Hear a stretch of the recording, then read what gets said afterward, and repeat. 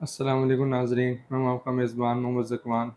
आज हमारे साथ डॉक्टर वलीद अब्दुल्ला मौजूद हैं, जो कि बाहुल विक्टोरिया हॉस्पिटल में एज अ प्लास्टिक सर्जन काम कर रहे हैं। अस्सलाम वालेकुम डॉक्टर साहब। वालेकुम सलाम, कैसे हो सुकमान? अल्हम्दुलिल्लाह। डॉक्टर साहब, आज का हमारे डिस्कशन का टॉपिक है वो है MRCS और MRCP। तो बेसिकली आप इसके बारे में इंट्रोडक्शन दे देंगे, क्या चीज़ है? ओके, सो ये दोनों बेसिकली मेंबरशिप एग्ज़ाम्स हैं। एमआरसीपी जो है वो होता है member of royal college of physician, and MRCS होता है member of royal college of surgeon. तो ये बेसिकली जो रॉयल कॉलेजेस हैं जो कि यूके और आयरलैंड के में बेसिकली ये होते हैं, तो उनकी मेंबरशिप एग्ज़ाम्स हैं या उनके आप कह लें कि एग्ज़ाम्स हैं। ठीक है। और इसका क्या पैटर्न होता है, स्टेप्स होते हैं इसके कोई? मैं एक सर्जन हूँ और मेरा मेन जो वाबस्तगी है वो सर्जरी से ही है, तो मैंने एमआरसीएस दिया हुआ है। तो मैं आपको एमआरसीएस के बारे में ही ज़्यादा बता सकूँगा। एमआरसीपी भी तकरीबन वही के उसका होता है। एमआरसीएस के बेसिकली दो पार्ट्स हैं। पहले एमआरसीएस के एमआरसीपी की तरह तीन पार्ट्स हैं, MRCP one, MRCP two, MRCP three. और एमआरसीएस के भी ऐसे थे वन, टू एंड थ्री। अब उन्होंने इसको नाम चेंज करके एमआरसीएस ए एंड एमआरसीएस बी कर दिया है। जो पार्ट ए है एमआरसीएस का, उसके अंदर उन्होंने वन और टू को मिक्स किया है, मर्ज किया है। और एमआरसीपी बी जो है उसको उन्होंने सेपरेट किया है। एमआरसीएस ए जो है उसके अंदर दो पेपर होते हैं, 100 मार्क्स, 100 एमसीक्यूज होते हैं दोनों के अंदर, 100 और एमआरसीपी जो बी है, पार्ट बी जिसे बोलते हैं, MRCS। सॉरी एमआरसीएस जो पार्ट बी है, जी। एमआरसीएस पार्ट बी जो है वो आपका जो है प्रॉपरली टॉक स्पेस होता है। उसमें सारा आपका वाइवा होता है और एग्जामिनेशन होते हैं, हिस्ट्रीज होती हैं, और 3 से 4 आपके प्रोसीजर्स के स्किल्स होते हैं, 2 आपके कम्युनिकेशन के स्किल्स के होते हैं। तो वो सारा उसमें कुछ लिखना नहीं होता, सारा कुछ बोल के करना होता है, या आप कह लें कि प्रैक्टिकल होता है वो। ठीक है। आप मुझे अब फॉर एग्ज़ाम्पल सपोज़ करें कि मैंने मैं एक यंग ग्रेजुएट हूँ, मैंने MBBS कर लिया, हाउस जॉब कर ली, अब मैं MRCS की तरफ आना चाहता हूँ, तो सबसे पहले मुझे क्या करना पड़ेगा? अच्छा, इसमें ना ज़ुफ़ान इस तरीके से है कि मैं ना यंग ग्रेजुएट्स को मैं बस नहीं कहता कि वो एमआरसीएस की तरफ आएँ फ़ौरन तौर पे, क्योंकि एमआरसीएस जो एग्ज़ाम है वो रॉयल कॉलेजेस का या यूके का वो एग्ज़ाम है जो कि वो फर्स्ट 2 ईयर्स ऑफ ट्रेनिंग के बाद उनकी मैंडेशन है या उनके लिए मैंडेटरी है। फॉर एग्ज़ाम्पल इसने यूके में 2 साल पहले काम कर लिया, फर्स्ट ईयर या सेकंड ईयर, उसके बाद जो है ना वो थर्ड ईयर में जाने के लिए उसको वो चाहिए होते हैं। हुँ, मकसद बताने का ये है कि ना उसकी जो लेवल ऑफ नॉलेज जो है ना वो थोड़ा-सा स्पेशलाइज़्ड है। ठीक है। मतलब कि वो नॉलेज आप अपने एमबीबीएस में कुछ पढ़ेंगे, कुछ नहीं पढ़ेंगे।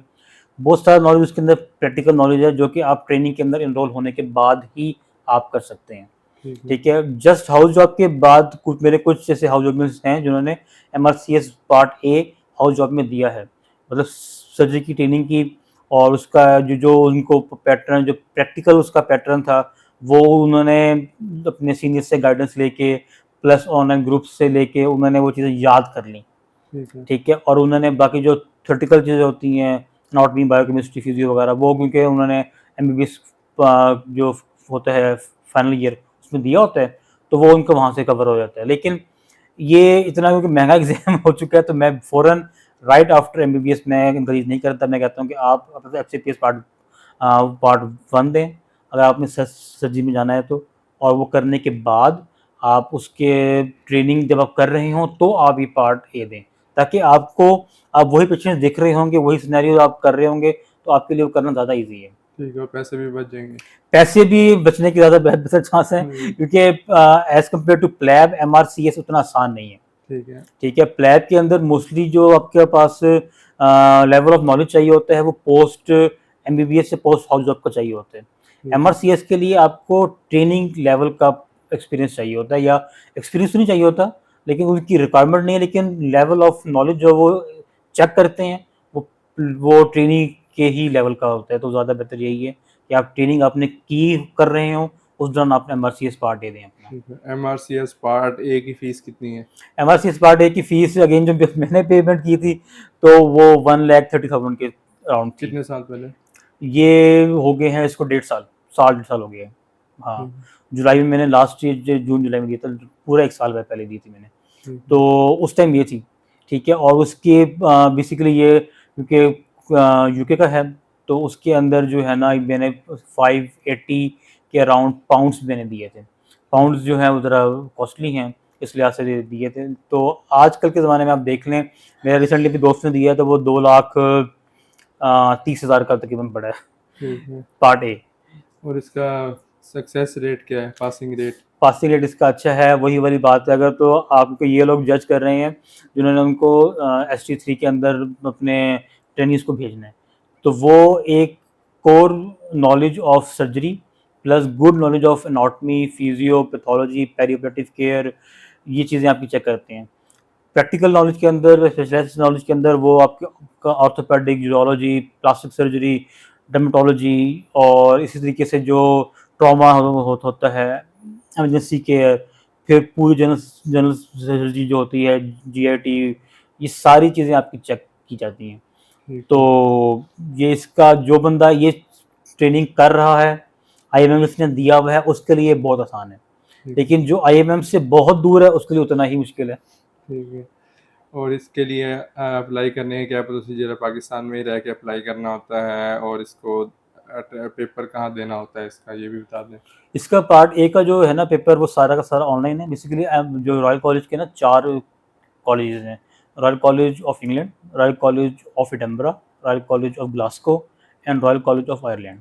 तो ये 4 कॉलेजेस हैं, इनके पार्ट ए के डिफरेंट डेट्स आती रहती हैं। आमतौर पे जो अगर मैं बताऊँ तो ये है कि साल में 2 से 3 दफ़ा MRCS पार्ट ए होता ऑनलाइन है। आपने जिस कॉलेज में भी जाना है, आप जाकर वहाँ पे अपना लॉगिन पासवर्ड बनाएं। अपना अकाउंट बनाने के बाद वहाँ पे उसके डेट्स आएंगी कि हमने पार्ट ए इंटरनेशनल, हमने इन डेट्स को लेना है।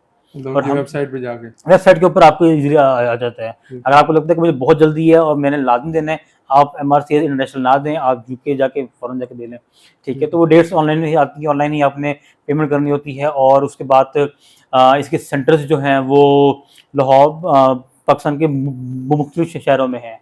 हमारे भावलपुर से सबसे करीब मुल्तान है, ठीक है। और मुल्तान, लाहौर, फैसलाबाद, गुजरांवाला, कराची, इस्लामाबाद, हर जगह पे इसके सेंटर्स बनते हैं। वो भी अपनी तरफ से सिलेक्ट करना, वो भी आप खुद सिलेक्ट कर सकते हैं।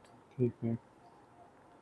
और एलिजिबिलिटी क्राइटेरिया आपने बता दिया कि इसमें सिर्फ MBBS चाहिए, बस MBBS चाहिए उनको, वही जो एक डॉक्यूमेंट है जो कि वो वेरीफाई करने के लिए आपसे मांगते हैं, अदरवाइज उनको उस तरीके से कुछ नहीं चाहिए होता मेन। ठीक है। और इसकी तैयारी में आपने बताया कि ये टाइम जो है, अगर एक बंदा MBBS के बाद, आपने जिस तरह मशवरा दिया कि ना करे, ठीक है, कोई कहता है कि उसको रेजिडेंसी नहीं मिल रही, यहाँ पे फारिग बैठा है बेचारा हाउस जॉब के बाद, तो वो कितने टाइम में इसको प्रिपेयर कर सकता है? अच्छा, मैं आपको अपना बेसिकली बताता हूँ कि मैंने कब किया था।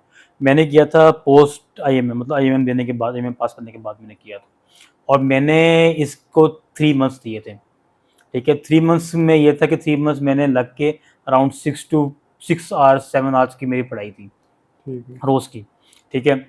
अब अगर आप इस लेवल पे हैं तो 3 months with 6 to 7 hours of study post IMM, ये है इसका, ठीक है। अगर आप IMM के आसपास के हैं तो भी तकरीबन यही आपकी है।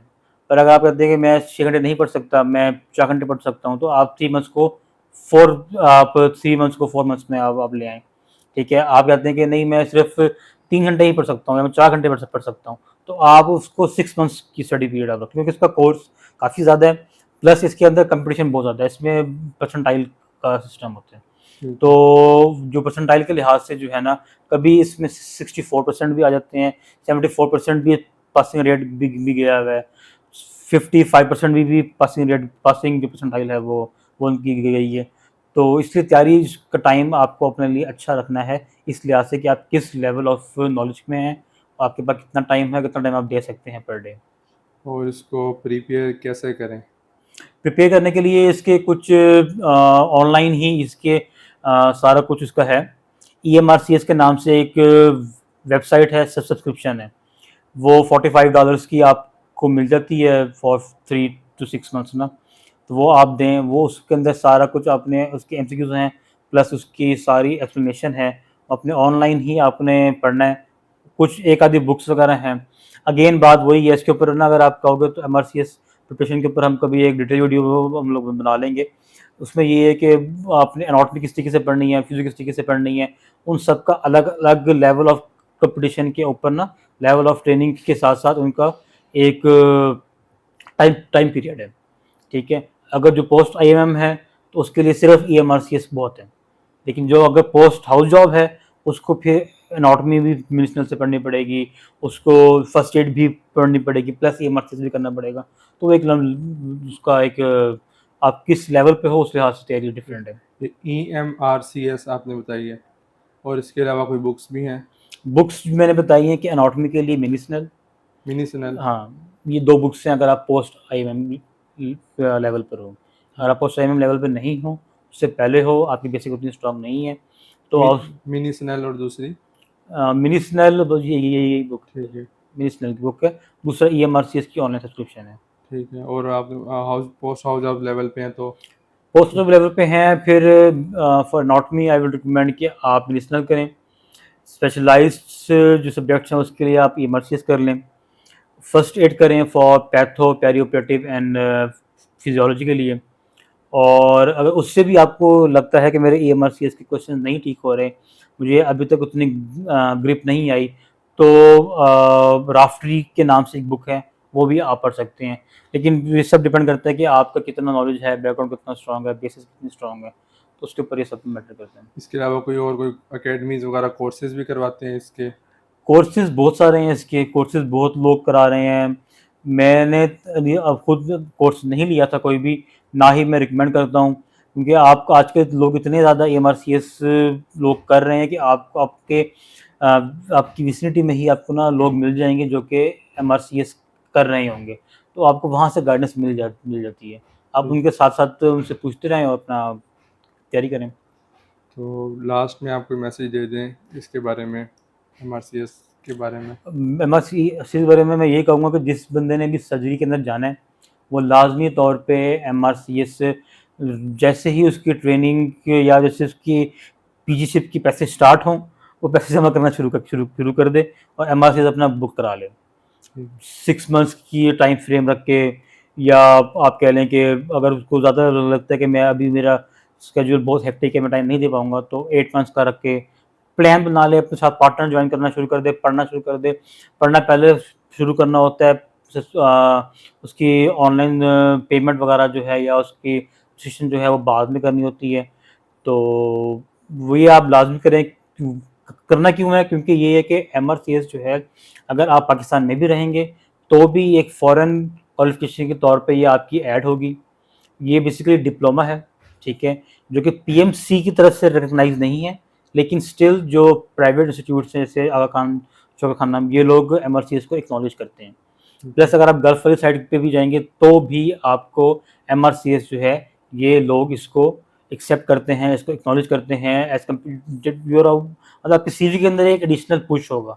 जहाँ पे भी आप जॉब के लिए अप्लाई करेंगे तो एमआरसीएस आपकी सीवी में एक बहुत बड़ा एज अ सर्जन पुश रहेगा, तो आप लाजमी तौर पे इसकी तरफ जाएं। एक पॉइंट ये है कि MRCS पार्ट 1 के बारे में तो आपने बता दी कि उसके क्या प्रोसीजर वगैरह है। अब पार्ट 1 जिस तरह FCPS का पार्ट 1 देने के बाद हमें 5 साल ट्रेनिंग करनी पड़ती है, तो MRCS का पार्ट 1 देने के बाद, पार्ट ए देने के बाद कितने अरसे की ट्रेनिंग है, उसके बाद बंदा पार्ट 2 कर सकता है? पार्ट 2 के लिए, जिसको एमआरसीएस पार्ट बी हम वो बोलते हैं, पार्ट बी के लिए ना ट्रेनिंग का ऑन पेपर उनको रिक्वायरमेंट नहीं है।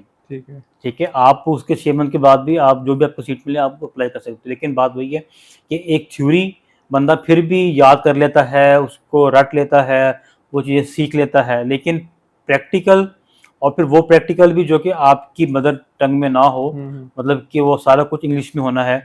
फिर जो जो जज करने आएंगे, जो आप एग्जामिनर्स होंगे, सारे के सारे इंग्लिश ही होंगे और रॉयल कॉलेज की ही होंगे, सर्जन होंगे या फेलो होंगे उनके। तो वो स्किल्स आपको सीखने के लिए आप ट्रेनिंग के अंदर हो, पोस्ट आईएमएम आपने किया हुआ हो या पोस्ट आईएमएम की तैयारी कर रहे हो, तो आपको एमआरसी पार्ट भी बुक कराना चाहिए। ठीक है। और इसकी फ़ीस भी है? इसकी फ़ीस बहुत ज़्यादा है, इसकी फ़ीस है 1047 पाउंड्स। ठीक है, मैंने जब पे की थी उस टाइम ये 995 की पाउंड थी, तो अब उन्होंने तकरीबन 50 पाउंड बढ़ाई है। 995 पाउंड के लिहाज से मैंने उस वक्त पे किया था तकरीबन आज से ये मतलब 8 महीने पहले की बात है, ये नवंबर में नवंबर में नहीं बल्कि सितंबर में। तो उस टाइम ये मैंने पेमेंट की थी अराउंड पौने 3 लाख की। ठीक है, तो अब उसी लिहाज से अब करंटली क्या कितना बनता है, तो 1047 पाउंड्स है, वो जो भी करंट रेट चल रहा होगा उस लिहाज से आप ठीक है। निकाल लें।